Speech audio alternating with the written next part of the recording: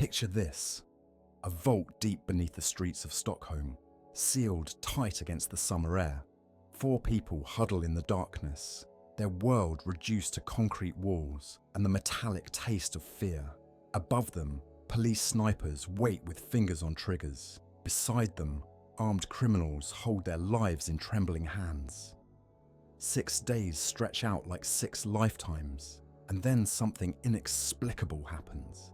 Something that defies every instinct we think we understand about survival, about danger, about the human heart. The hostages begin to protect their captors. They defend them. They refuse to testify against them. They visit them in prison.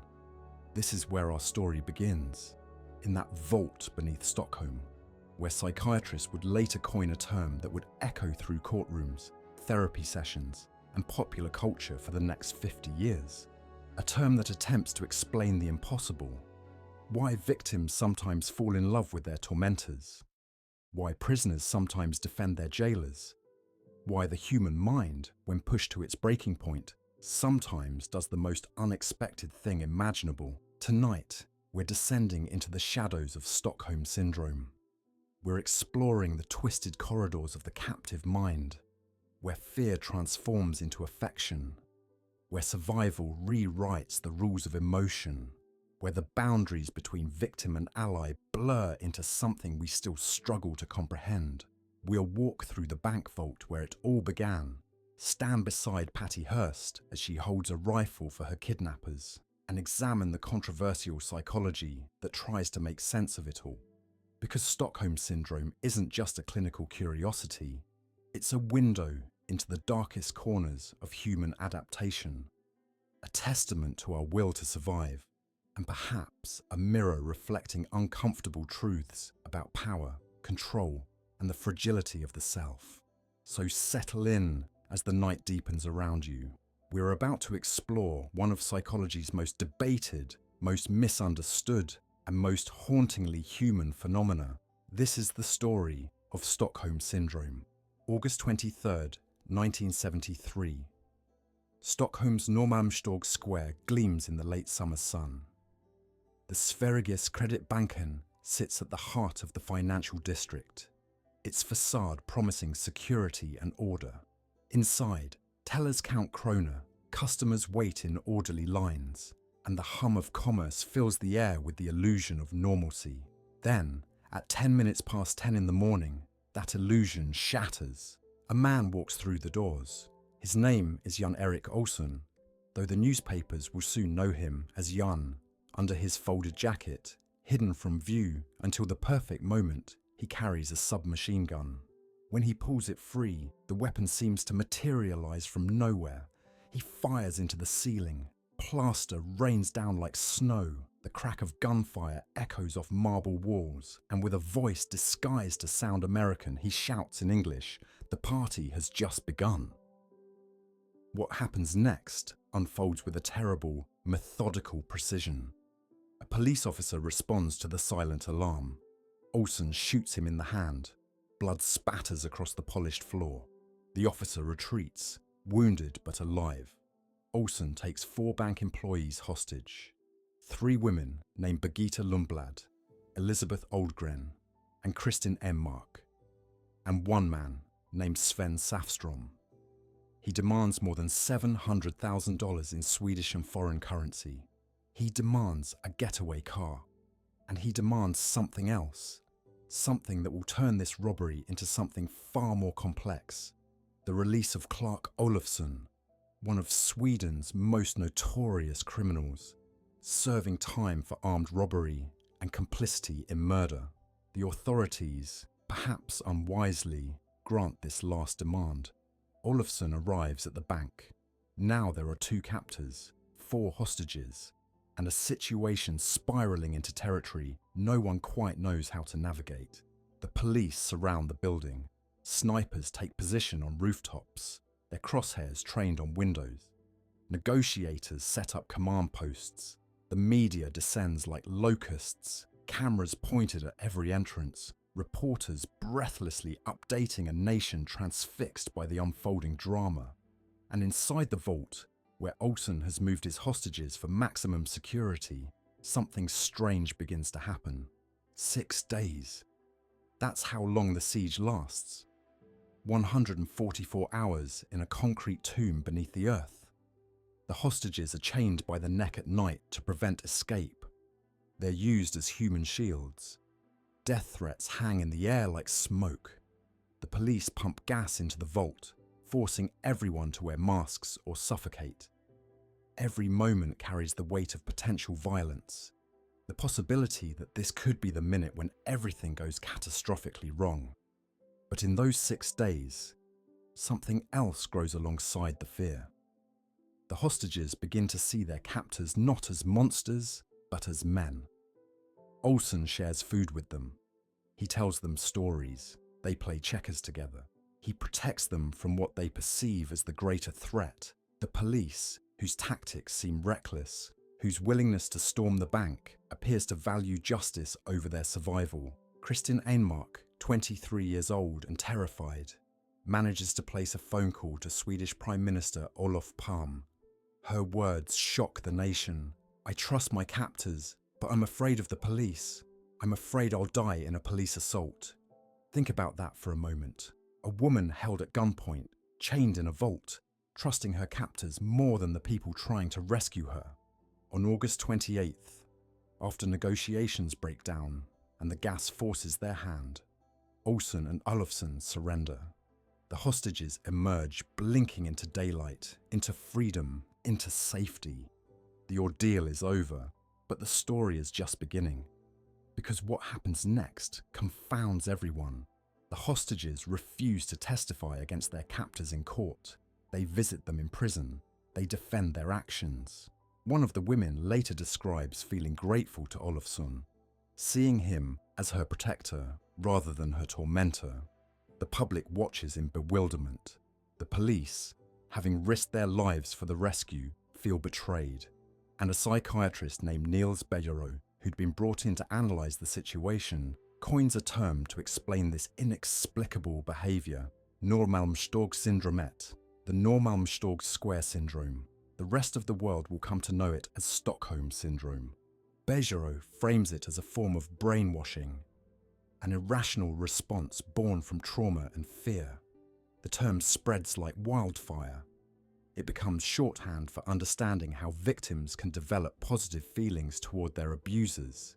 It enters the popular imagination, a neat explanation for a messy psychological reality. But here's where the story grows more complex, more uncomfortable, because decades later, the hostages themselves push back against this narrative. Kristin Einmark, the woman who trusted her captors, writes a memoir titled "I Became Stockholm Syndrome." In it, she argues that her actions weren't irrational at all. She wasn't brainwashed, she was making calculated decisions to survive. The police had shown themselves to be incompetent, reckless, willing to endanger her life. Her captors, by contrast, had shown her moments of humanity, had treated her with a degree of decency. In that impossible situation, trusting them made perfect sense. There was no love, she insists in interviews, no physical attraction. I was a 23-year-old woman trying to survive 6 terrifying days in a bank vault. Modern critics of the Stockholm Syndrome concept point to this as evidence of something troubling. They suggest that the term was invented not to understand the hostages, but to discredit them, to pathologize rational survival strategies, to silence women who dared to question police authority. Some argue it's rooted in sexism, in the historic tendency to frame women's decisions as irrational, as symptoms of hysteria or mental weakness, rather than as logical responses to impossible circumstances. Yet the term persists. It spreads beyond that vault in Stockholm. It becomes a lens through which we view countless other cases, other situations where captives seem to side with their captors. And the most famous case of all, the one that would cement Stockholm Syndrome in the American consciousness, was about to unfold across the Atlantic. February 4th, 1974. Just months after the Stockholm incident captured headlines, another case would emerge that would forever link itself to Bergerot's newly coined term, Berkeley, California. Nightfall brings a chill to the streets, but inside the Benvenue Avenue apartment, 19-year-old Patricia Hearst is warm, safe, content. She's the granddaughter of publishing magnate William Randolph Hearst, heir to one of America's great fortunes. She's a sophomore at the University of California, living with her fiancé, Stephen Weed, planning a future that seems golden and secure. Then, at 9 in the evening, her door explodes inward. 3 people burst through. 2 men, 1 woman. They carry firearms. They beat Stephen Weed viciously, leaving him bloodied and semi-conscious. They blindfold Patty, gag her, drag her screaming into the night. She's thrown into the trunk of a car. The lid slams shut, sealing her into darkness. When it opens again, her old life is over. Her new life, in all its horror and confusion, is just beginning. Her kidnappers are members of the Symbionese Liberation Army, what authorities would describe as an urban guerrilla group, a radical leftist organization committed to overthrowing the United States government and destroying the capitalist system. They're small in number, but large in ambition, driven by revolutionary ideology and a willingness to use violence to achieve their goals. They've chosen Patty not for who she is, but for what she represents: wealth, privilege, the establishment they want to tear down. They plan to use her as a bargaining chip, a symbol, a tool of propaganda. For the first 57 days of her captivity, Patty is kept in a closet, bound and blindfolded. The space is so small she can barely move. Sensory deprivation becomes a weapon. Her captors, led by a man named Donald DeFries, subject her to constant ideological lectures about revolutionary action, feminism, the evils of capitalism.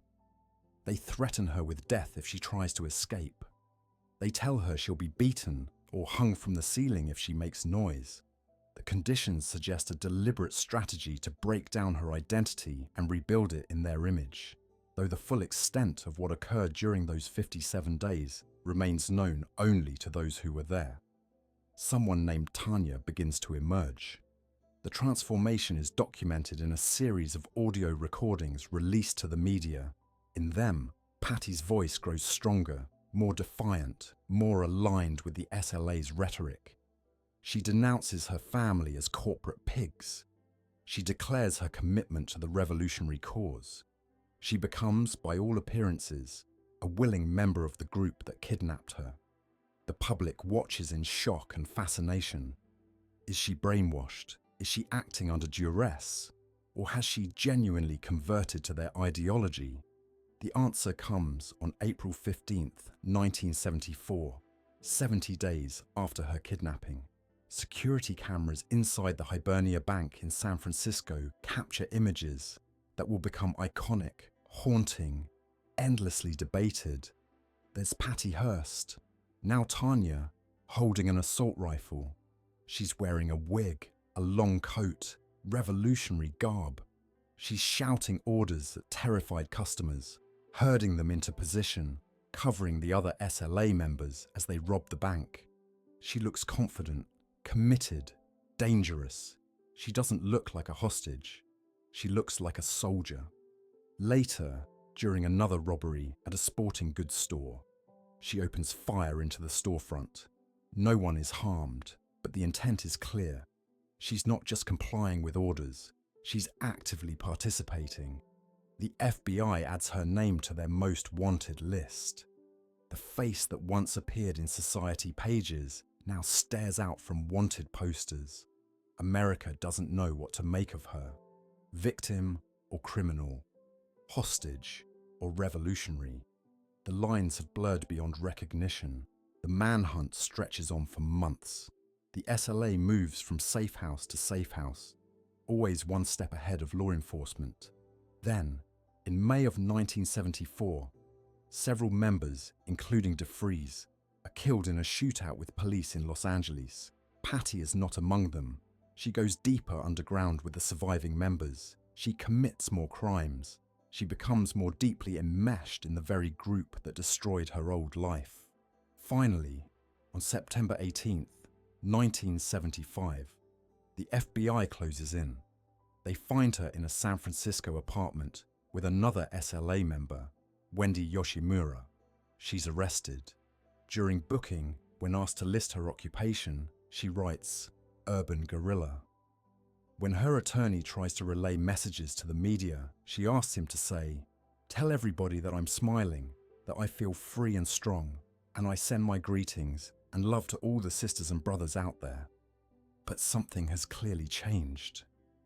The woman they arrest bears little resemblance to the woman who was kidnapped. Her weight has dropped to 87 pounds. Psychologist Margaret Singer, who examines her in October 1975, describes her as a low IQ, low effect zombie. Her IQ, once measured at 130, now tests at 112. There are significant gaps in her memory, suggesting the trauma has left measurable cognitive effects. Her trial becomes a battleground over the nature of coercive persuasion and what would later be fully recognized as Stockholm Syndrome. Her defense attorney, the famous F. Lee Bailey, argues that she was brainwashed, that she developed what we now call Stockholm Syndrome, that everything she did was done under extreme psychological duress. He brings in expert witnesses who testify about coercive persuasion, about how captivity can shatter the mind and rebuild it in the captor's image. He shows photographs from the bank robbery, revealing SLA members pointing guns at Patty even as she holds her own weapon. Evidence that could support claims of ongoing intimidation. The prosecution argues the opposite. They point to her recorded statements, her apparent enthusiasm for the cause, her failure to escape when opportunities presented themselves. They paint her as a woman who made choices and must face consequences, even if those choices were made under extraordinary circumstances. The jury deliberates for just one day. On March 20th, 1976, they convict her of bank robbery and using a firearm during the commission of a felony. The judge sentences her to 7 years in prison. The conviction suggests the jury, at least, didn't fully accept the brainwashing defense, though questions about her state of mind would continue to be debated for decades. She serves 22 months before President Jimmy Carter commutes her sentence in February 1979. More than 2 decades later, in January 2001, on his final day in office, President Bill Clinton grants her a full pardon. The legal system's response suggests recognition that something happened to her, something that complicates questions of culpability, even if it doesn't erase it entirely. But the questions remain. Was she really brainwashed? Did she really have Stockholm Syndrome? Or was that just a convenient label slapped onto a situation too complex for easy categorization? Decades later, Patty herself seems uncertain. In her autobiography, she expresses disappointment with Bailey's defense strategy, suggests he was unfocused at crucial moments, wonders if a different approach might have yielded a different outcome. She maintains that she acted out of fear, that she believed she would be killed if she tried to escape or refused to participate. But she also admits the psychological damage was so profound that her own memories are unreliable, that the person who robbed that bank exists in her mind as almost a stranger, someone she was, but can no longer fully access or understand. The Patty Hearst case becomes the most famous alleged example of Stockholm Syndrome in American history. It's the case people reference when they want to understand the concept. But it's also a case that raises more questions than it answers, that highlights the controversy surrounding the very existence of Stockholm Syndrome as a distinct psychological phenomenon, the psychology of the impossible. So what exactly is happening in the mind of someone who develops Stockholm Syndrome? Why would a person form emotional bonds with someone who threatens their life, who strips away their freedom, who holds absolute power over them? The answers lie in the intricate machinery of human survival, in the desperate calculations the brain makes when confronted with inescapable danger. Let's start with the most fundamental truth. Humans are wired for survival above all else. When faced with a life-threatening situation, our brains activate ancient mechanisms designed to keep us alive. Fight or flight are the responses most people know about. Confront the danger or run from it. But there's a third response, less discussed but equally important: freeze. And beyond that, there's an even more sophisticated adaptation: befriend. When you can't fight, when you can't flee, when you're trapped with someone who controls whether you live or die, your brain starts making different calculations. It begins to see cooperation not as betrayal of yourself, but as a pathway to survival. This isn't weakness, it isn't irrationality. It's the human mind doing what it does best, adapting to circumstances, finding angles, maximizing the odds of seeing another sunrise. Some evolutionary psychologists have proposed that this capacity might be ancient, potentially stretching back to our earliest ancestors. In prehistoric times, being captured by a rival group was a real possibility. Those who resisted violently were more likely to be killed. Those who could form bonds with their captors, who could make themselves valuable or sympathetic, may have had better chances of survival and eventually being integrated into the new group. Women especially, who might be taken as wives or absorbed into other tribes, could have increased their survival odds by adapting rather than resisting. From this perspective, Stockholm Syndrome wouldn't be a disorder at all, but rather an evolved feature, a survival mechanism that developed over millennia. This remains a theoretical framework rather than proven fact, but it offers one lens for understanding why such seemingly counterintuitive responses might exist in human psychology. But the evolutionary explanation only takes us so far.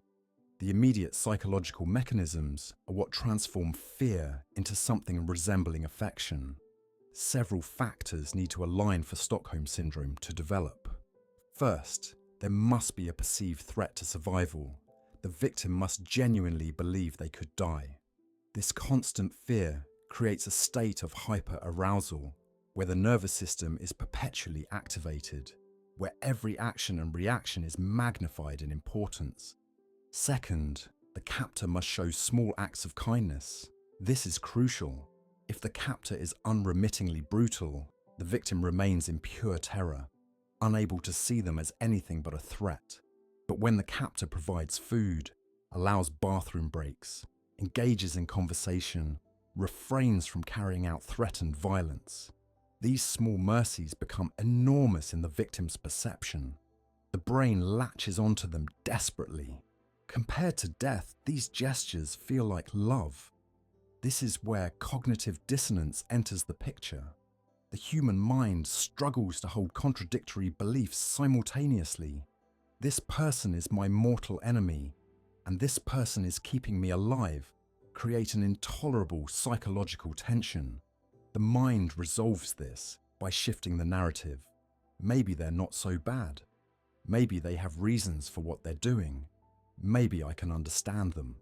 The victim begins to rationalize, to justify, to see the situation from the captor's perspective. Third, there must be isolation from other perspectives.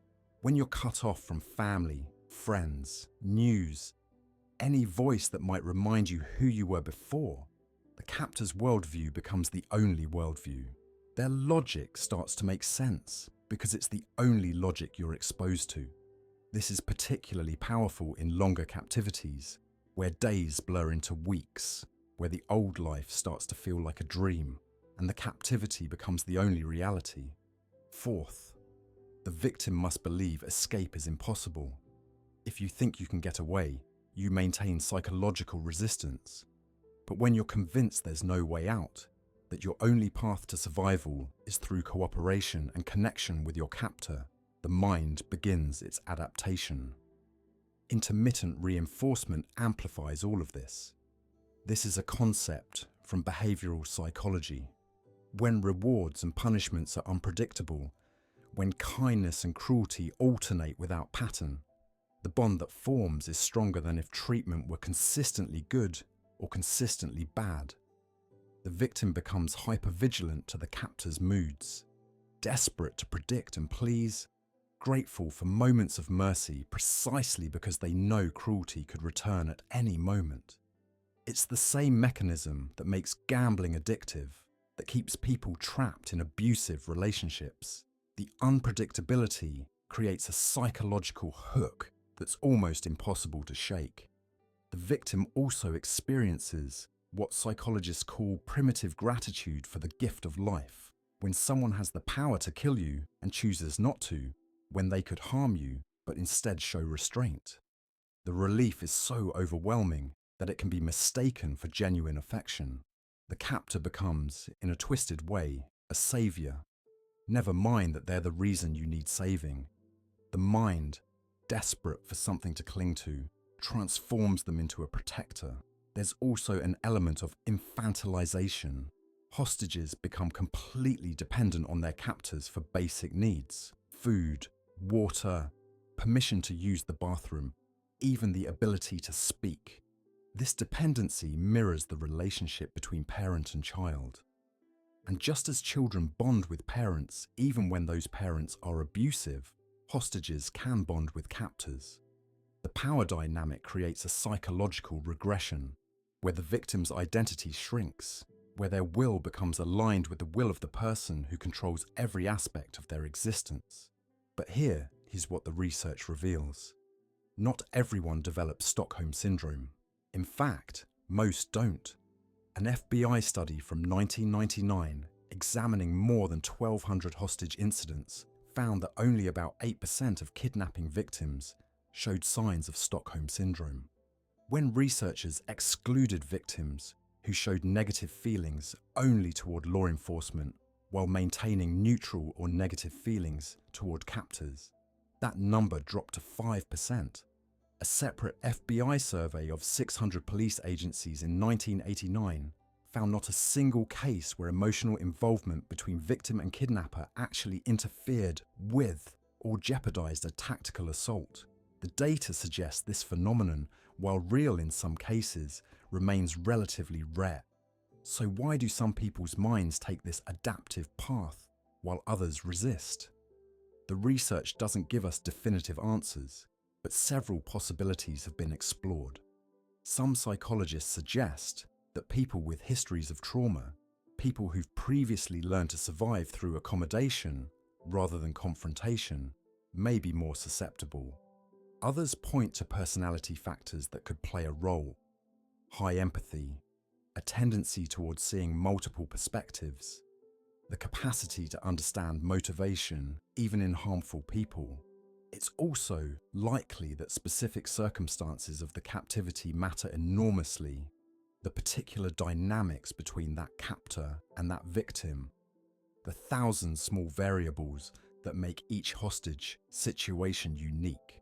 Much remains unknown about why some individuals respond this way, while others in similar situations do not.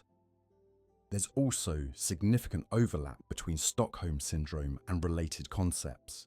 Trauma bonding refers to the emotional attachment that forms in any abusive relationship where there's a power imbalance and intermittent reinforcement. It's seen in domestic violence, in cult membership, in situations where victims defend their abusers or struggle to leave even when escape is possible. Stockholm Syndrome might be better understood as a specific type of trauma bonding that occurs in captivity scenarios. Some researchers have proposed replacing the term Stockholm Syndrome altogether with appeasement, a framework based on polyvagal theory. This approach focuses on the neurobiological survival mechanisms that kick in under extreme threat, the ways the nervous system automatically tries to calm the aggressor through social engagement and cooperation. It normalizes these responses as adaptive rather than pathological, removing the stigma and victim blaming that can come with diagnostic labels. The deeper you look into Stockholm Syndrome, the more it becomes clear that we're dealing with something profoundly human, the lengths to which our minds will go to preserve life, to find meaning in chaos, to forge connection even in the darkest circumstances. Whether we call it a syndrome, a coping mechanism, a survival strategy, or simply the heart's desperate attempt to find hope in captivity, it reveals uncomfortable truths about vulnerability, power, and the plasticity of human emotion.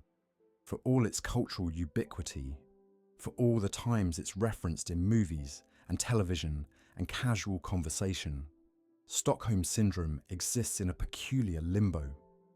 Open the Diagnostic and Statistical Manual of Mental Disorders, the DSM-5, the Bible of psychiatric diagnosis used by mental health professionals worldwide, and you won't find Stockholm Syndrome listed anywhere.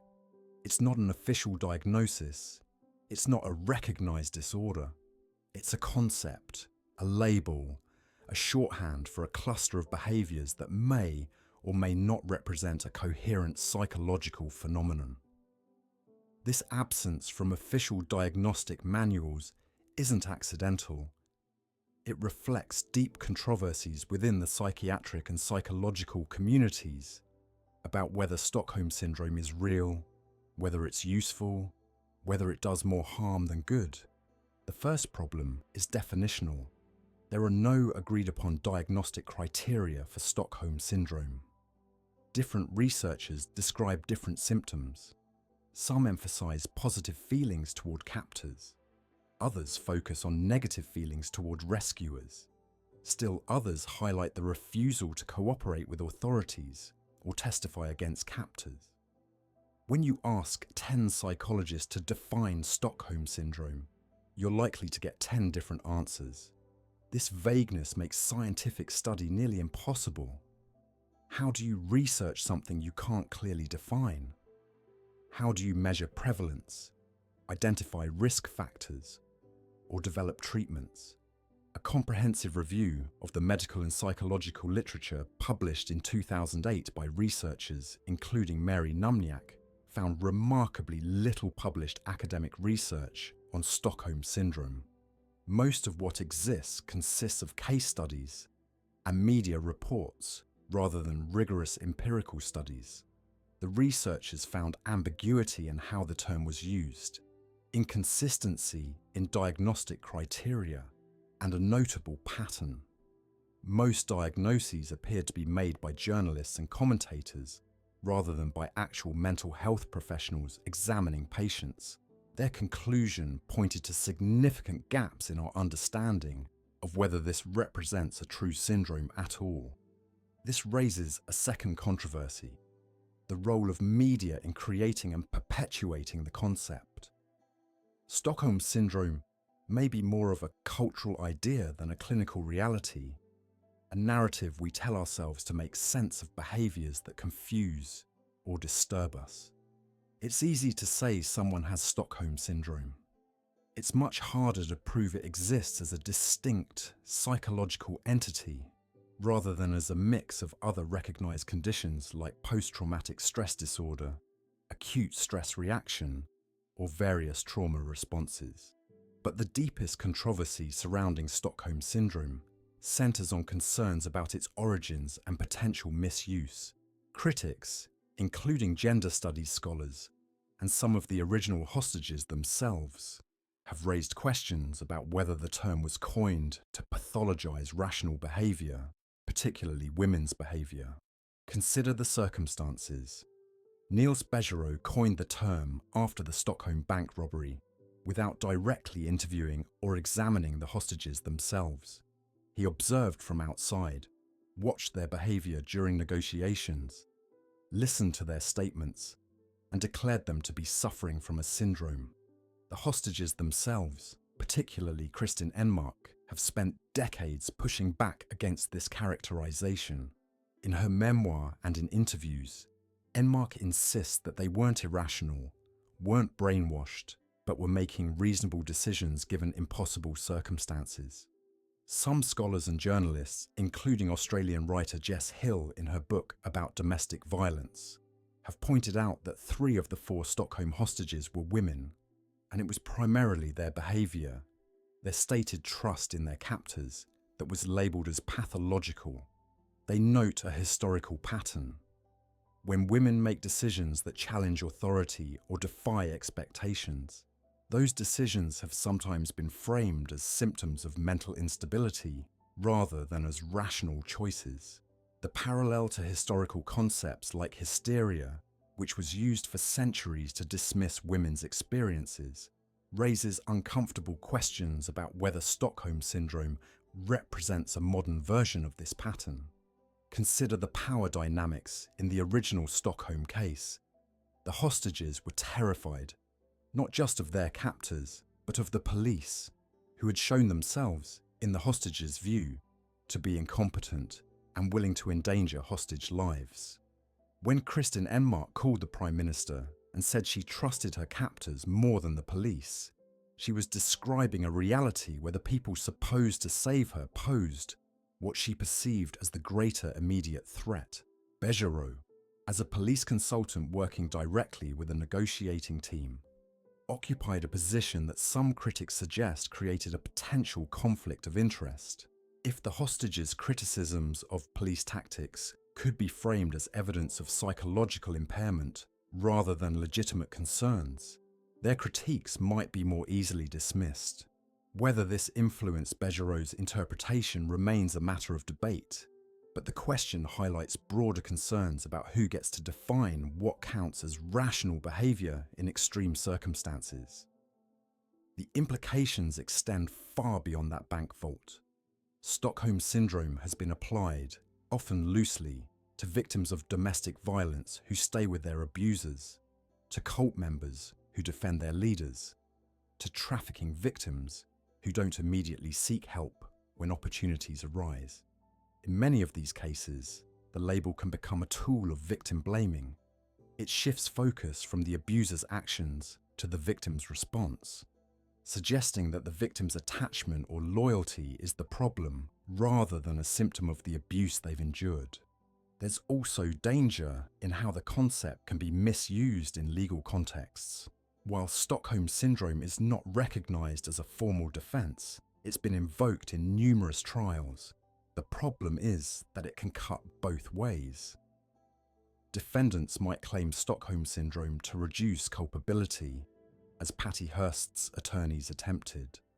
But prosecutors might also use it to discredit victims who defend their abusers or fail to act in ways that conform to expectations of how victims should behave.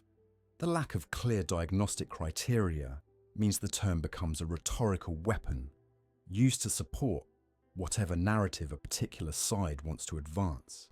Some mental health professionals advocate for abandoning the term entirely, replacing it with more precise language that doesn't carry the same baggage. They suggest we talk about trauma bonding, about survival strategies, about the neurobiological responses to captivity and abuse. These terms, they argue, better capture the reality without pathologizing victims or minimizing their agency. Yet, despite all these controversies, despite the lack of official recognition, despite the criticisms and concerns, Stockholm Syndrome persists in our collective consciousness. Why? Perhaps because it addresses something we desperately want to understand: how people can form emotional connections in the most unlikely circumstances, how the human capacity for empathy and bond formation can be twisted and exploited, how survival sometimes requires us to become people we never imagined we could be. The debate over Stockholm Syndrome isn't just academic. It has real implications for how we treat victims, how we structure therapeutic interventions, how we understand trauma and resilience. It forces us to ask uncomfortable questions about the nature of choice under duress, about the line between adaptation and pathology, about whether survival strategies should be medicalized or simply recognized as part of the complex spectrum of human responses to impossible situations. The term Stockholm Syndrome was born in a dramatic hostage situation, but its application has spread far beyond bank robberies and kidnappings. Psychologists and researchers have identified similar patterns of behavior in a wide range of abusive and coercive relationships. Understanding these contexts reveals both the breadth of the phenomenon and the controversies that surround its use. Domestic violence is perhaps the most common setting where Stockholm Syndrome concepts are applied. Partners trapped in abusive relationships often exhibit behaviours that baffle friends and family. They defend their abusers, they return after leaving, they minimise the violence or blame themselves. They express love for the person who harms them. From the outside, these behaviours can seem incomprehensible. Why would someone stay with someone who beats them, degrades them, controls them? But when you understand the mechanics we've discussed, traumatic bonding, intermittent reinforcement, isolation, dependency, the behaviour starts to make tragic sense. The abusive partner alternates between violence and affection, creating an addictive cycle where the victim becomes desperate for the good times, grateful when the abuse stops even temporarily. The abuser isolates the victim from support networks, controlling finances, monitoring communications, creating a situation where leaving feels impossible. The victim's sense of self erodes under constant criticism and control, and just like a hostage, they may come to see their abuser as their best chance for survival, may develop empathy for the abuser's own troubled history, may believe that if they just behave correctly, the violence will stop. Applying Stockholm Syndrome to domestic violence is controversial though. Critics argue it pathologizes victims, suggesting they're mentally ill rather than responding rationally to a dangerous situation. They worry it shifts blame onto victims for their emotional responses rather than onto abusers for their violence. Some advocate for using terms like battered person syndrome, or simply recognizing these patterns as normal trauma responses, rather than creating a separate syndrome category. Cult membership provides another context where Stockholm Syndrome dynamics appear. Cult leaders exercise extreme control over members, using isolation, sleep deprivation, dietary restrictions, constant indoctrination, and intermittent rewards and punishments to break down individual identity and rebuild it around the cult's ideology. Members often defend the cult even when confronted with evidence of harm, even after leaving. They describe feeling special and chosen within the cult, developing deep emotional bonds with the leader, seeing outsiders who criticize the cult as the enemy.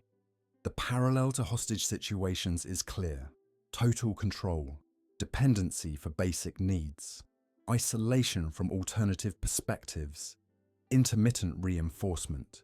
Yet, unlike hostages, cult members typically join voluntarily, at least initially.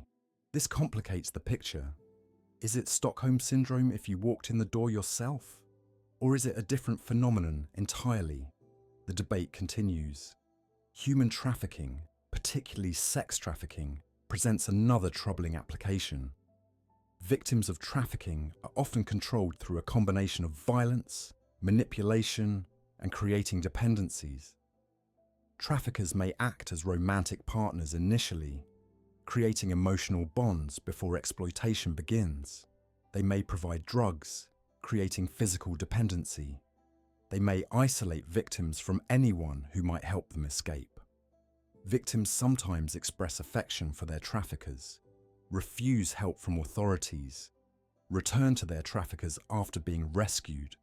Again, these behaviours fit patterns associated with Stockholm Syndrome: captivity, dependency, intermittent kindness, trauma bonding. Research examining this connection has found suggestive patterns. A study published in 2018 by researchers Curran and Hansen reviewed personal accounts from female sex workers in India, finding conditions and responses that bore similarities to Stockholm Syndrome characteristics. Some women in the narratives described having hoped at one time to start families with their traffickers despite enduring abuse. The findings point to how trauma bonding mechanisms might operate across different cultural contexts. Though the researchers noted the complexity of these situations, and the need for more research to fully understand the dynamics at play. Childhood abuse represents perhaps the most heartbreaking context where Stockholm Syndrome concepts apply. Children who are abused by parents or guardians exist in a state of absolute dependency. They cannot leave. They rely on their abusers for survival. Their understanding of love and care becomes twisted around the abuse. They may defend their abusers, blame themselves for the violence, express love for the person who harms them. The long-term psychological damage of this kind of trauma bonding can persist throughout life, affecting every subsequent relationship, every understanding of love and safety. Athletic coaching provides a less obvious but increasingly recognized context. Research has documented cases where young athletes under abusive coaches may rationalize extreme treatment as necessary for excellence. They endure emotional abuse, physical degradation, dangerous training conditions, all while maintaining that their coach cares about them, knows what's best, is pushing them to greatness. They may sympathize with the coach's demands, defend them against criticism, even express gratitude for treatment that outsiders recognize as harmful. The power dynamics and dependency inherent in coach-athlete relationships can create conditions where trauma bonding becomes possible. Workplace dynamics can sometimes create patterns that resemble Stockholm Syndrome, particularly in highly hierarchical or abusive environments. Employees subjected to bullying bosses, toxic cultures, or exploitation may nonetheless defend their employers, identify with company ideology even when it harms them, or resist attempts by unions or regulators to improve conditions. The dependency inherent in employment, the power imbalance, and intermittent rewards can create bonds that share characteristics with trauma bonding. Though whether these workplace situations truly constitute Stockholm Syndrome remains debated among researchers. Even prison environments can potentially generate these dynamics, though documentation of such cases is more limited. Long-term inmates have sometimes been observed developing relationships with guards or prison authorities that appear to involve elements of identification with their captors. Hostages held for extended periods in political or criminal captivities have reported similar experiences, developing empathy for individual guards while still recognizing their overall captive status, seeing them as individuals caught in larger systems rather than purely as enemies. The common thread through all these contexts is power imbalance, isolation, dependency, and the human need to find connection and meaning even in harmful circumstances. Whether we call it Stockholm Syndrome or use other terminology, the underlying psychological mechanisms appear remarkably consistent across diverse situations. But this breadth of application also raises concerns. If Stockholm Syndrome can describe everything from hostage situations to workplace dynamics, has the term become so broad as to be meaningless? Does applying it to such varied contexts risk trivializing genuine captivity experiences? Or does it reveal something profound about how power and dependencies shape human relationships across all domains of life? These questions don't have easy answers. What's clear is that the patterns of behavior, the psychological mechanisms, the trauma bonding are real, even if the label remains controversial. Victims and survivors in all these contexts deserve understanding, not judgment. Their responses, however confusing they may appear from outside, represent the mind's desperate attempts to survive, to preserve the self, to find humanity in inhumane circumstances. Recognition, recovery, and breaking free. Recognizing Stockholm Syndrome or trauma bonding in yourself or someone you care about is extraordinarily difficult. By definition, these psychological patterns involve distorted perception, rationalization, and emotional attachment to harmful people or situations. The person experiencing it often cannot see it clearly because their understanding of reality has been shaped by the very dynamics that created the syndrome. For those trapped in these situations, several signs might indicate trauma bonding has occurred.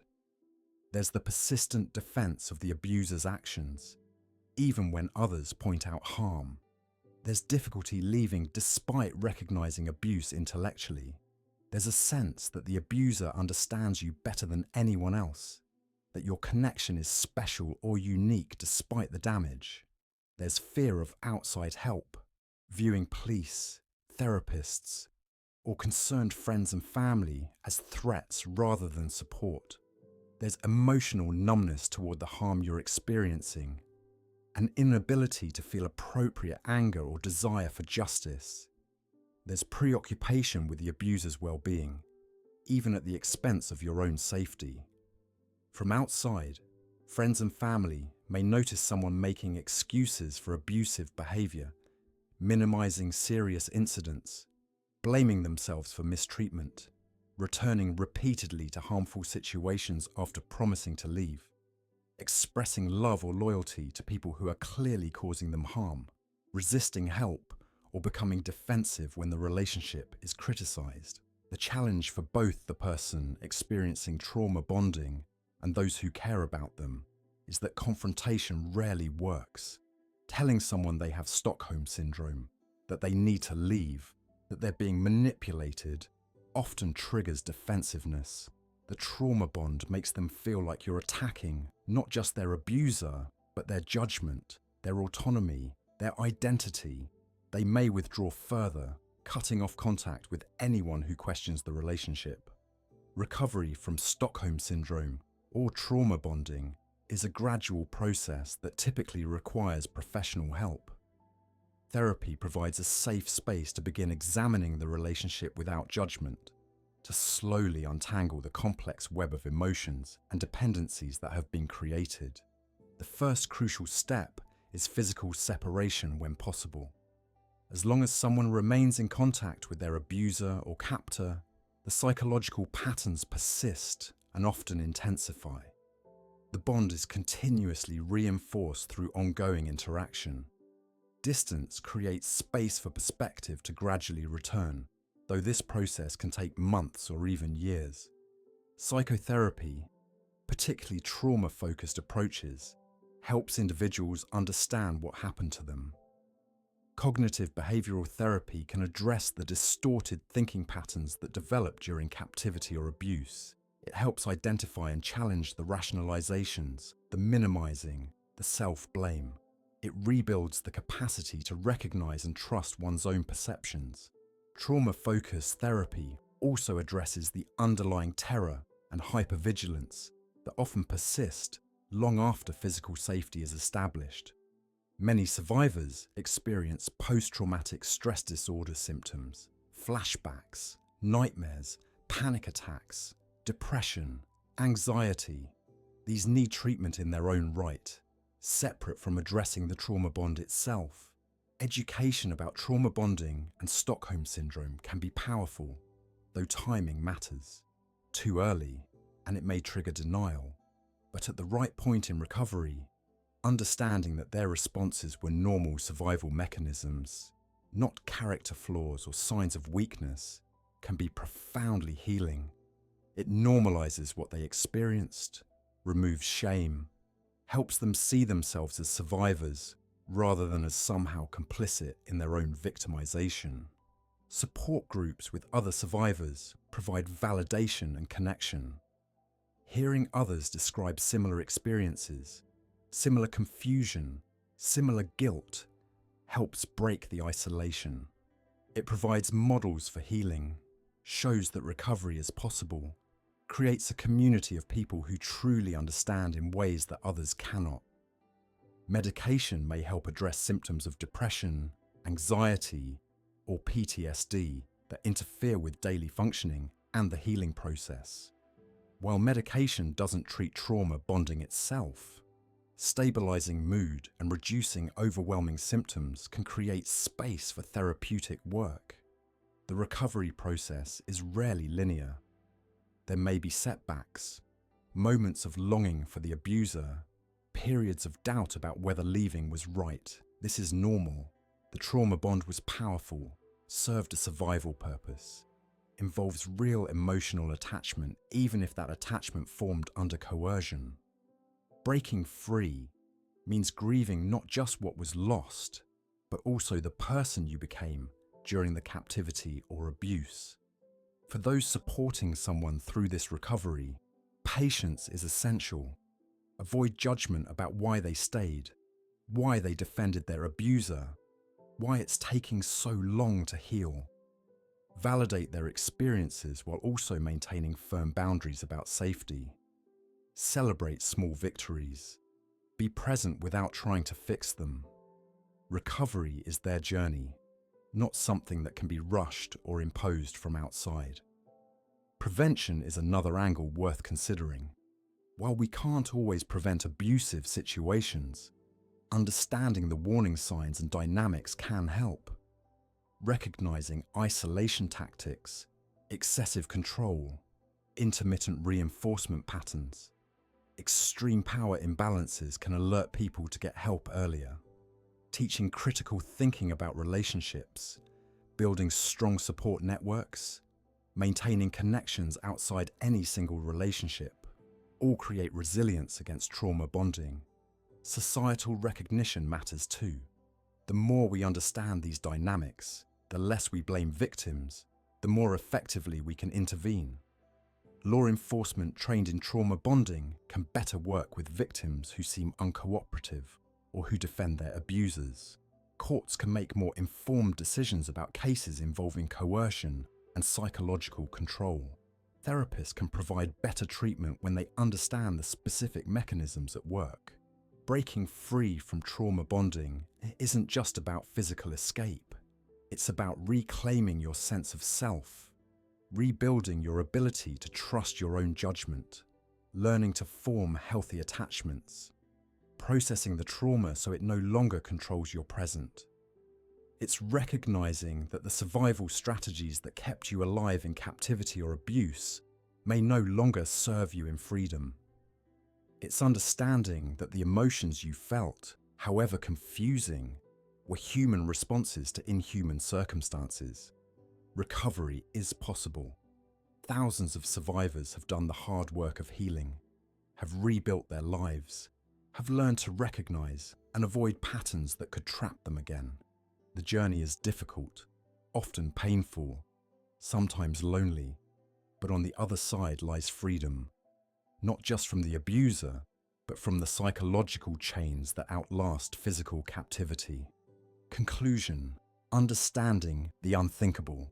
We've journeyed from a Stockholm bank vault to courtrooms, from evolutionary psychology to feminist critique, from hostage situations to everyday relationships. We've explored the phenomenon called Stockholm Syndrome from every angle: its origins, its alleged victims, the psychology that might explain it, the controversies that surround it, its applications beyond hostages, and the long road to recovery. What have we learned? Perhaps most importantly, that human psychology under extreme duress is far more complex than simple categories can capture.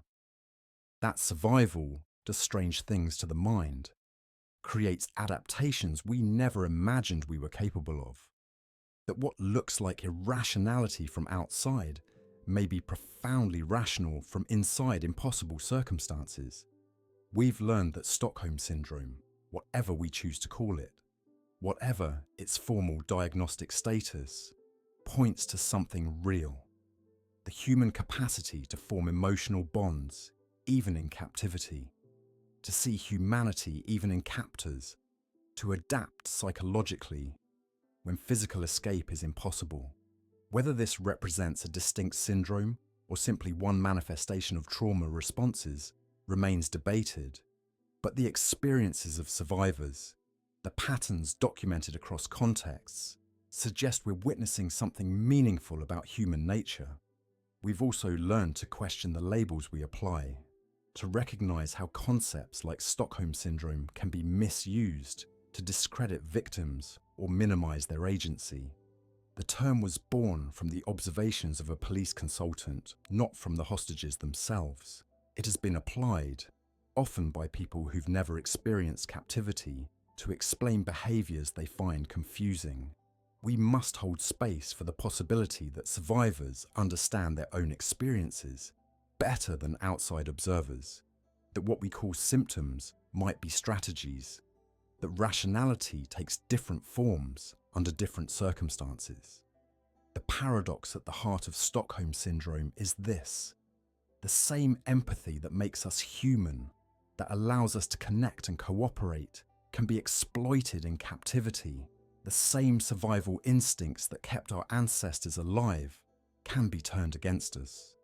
The mechanisms that should protect us, psychological flexibility, the capacity to see multiple perspectives, the ability to bond, become tools of our entrapment. But understanding these mechanisms also points toward hope. If trauma bonding can be created, it can also be dissolved. If the mind can adapt to captivity, it can also adapt to freedom. Recovery is not just possible, but probable, with proper support, time, and dedication to healing. For those who've experienced these dynamics, know that your responses were not weakness. They were survival. The confusion you feel, the attachment that seems inexplicable in hindsight, the difficulty of breaking free, all of these are normal responses to abnormal situations. You are not broken, as you adapted, and now in safety you can adapt again, this time toward wholeness and autonomy. For those trying to understand someone in these circumstances, remember that judgment helps no one.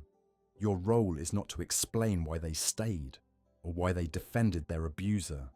Your role is to be present, to offer support without conditions, to maintain connection even when their behaviours confuse you. Healing happens not through confrontation, but through compassion, through patience, through showing them they deserve better than what they've experienced. Stockholm Syndrome, in all its complexity and controversy, reminds us that the human mind is simultaneously resilient and vulnerable, strong and fragile, rational and profoundly shaped by circumstances. It challenges us to think more deeply about power, about control, about the nature of choice under duress. It demands that we extend understanding to survivors rather than judgment, that we recognize the many faces of trauma, that we hold space for experiences that don't fit neat categories.